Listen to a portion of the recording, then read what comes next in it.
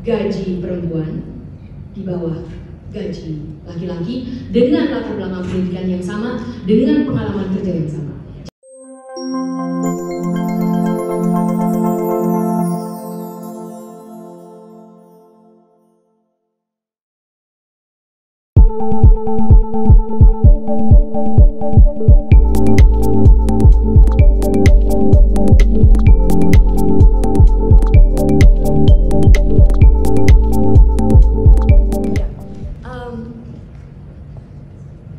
Kita tidak perlu, yang pertanyaan kedua dulu yang saya jawab, kita sama sekali tidak perlu mempunyai kemampuan khusus, karena kembali kalau kita lihat dari kemampuan kognitif dan otak, berdasarkan bukti-bukti saintifik itu sudah sangat terjawab sekali bahwa kemampuan kognitif dan otak kita tidak berbeda antara laki-laki dan perempuan.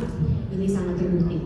Nanti kalau ingin baca papernya banyak ya, salah satunya dari tulisan Profesor Elizabeth Spelke mentor saya. Namun yang kedua, tantangannya ini banyak, dan ini akan saya paparkan tantangan yang khusus di dunia artificial intelligence. Artificial intelligence, terutama sekali generative artificial intelligence. Jadi generative artificial intelligence itu contohnya large language model seperti ChatGPT, itu generative artificial intelligence, atau general artificial intelligence juga. Karena kalau sebenarnya kalau kita lihat secara menyeluruh, ya, artificial intelligence itu ada menjadi dua. Satu itu adalah general artificial intelligence, itu yang ingin memimik atau mengimitasi kemampuan manusia berpikir secara general. Yang satu lagi adalah kita biasanya sebutnya narrow, bukan berarti jelek, tapi narrow artificial intelligence, itu untuk memecahkan masalah-masalah yang khusus, misalnya face recognition, itu narrow artificial intelligence yang itu. Nah, terus terang saja di narrow artificial intelligence itu semuanya sudah sangat maju, dan biasanya di narrow artificial intelligence khusus untuk itu AI jauh lebih hebat dari kita manusia. Nah, seperti face recognition atau tools yang lainnya. Tetapi yang di general artificial intelligence inilah yang manusia sebenarnya sampai sekarang pun masih lebih hebat dari AI. Tetapi kembali tantangannya apa? Artificial intelligence itu yang di general artificial intelligence seperti LLM, ChatGPT itu adalah mesin statistik. Maksudnya apa? AI yang seperti LLM yang paling bagus itu mereka mendapatkan data yang sebanyak-banyaknya, dan dari data yang sebanyak-banyaknya itu menghitung dengan algoritma yang khusus, ya apakah rangkuman atau rumusan dari data itu.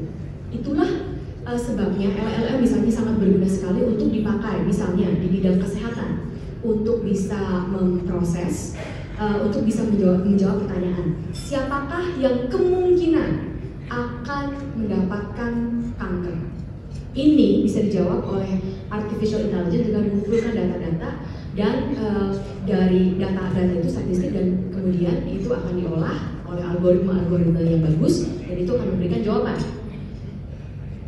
Tantangannya apa? Statistik dan data.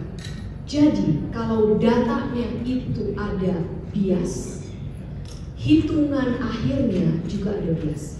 Nah, inilah yang menjadi tantangan khusus bagi perempuan di bidang di segala sesuatu penggunaan artificial intelligence. Karena data yang sekarang ada itu tentu saja ada bias. Misalnya, kalau kita tanya ke artificial intelligence, kita tanya ke LLM saat ini, misalnya Anda punya perusahaan, tanya ke LLM, tolong hitung dari rata-rata gaji, berapakah yang harus saya gaji kepada Stella Christie, gitu, dengan latar pendidikan tingginya sebagainya. Nah, bagaimana LLM itu menghitung? Itu berdasarkan data yang sudah ada, gaji perempuan di bawah gaji laki-laki dengan latar belakang pendidikan yang sama, dengan pengalaman kerja yang sama. Jadi kalau Anda tanya ke LLM hari ini gaji saya harusnya berapa, itu pasti lebih rendah dari seorang laki-laki yang punya pengalaman dan punya pendidikan yang persis sama seperti saya. Itulah tantangan kita sebagai perempuan, bahwa data yang ada di dunia itu bias, pada dasarnya bias, dan Jangan lupa artificial intelligence itu bahkan akan menjadi lebih bias karena dia menghitung berdasarkan statistik yang sudah ada. Itu tantangan yang sangat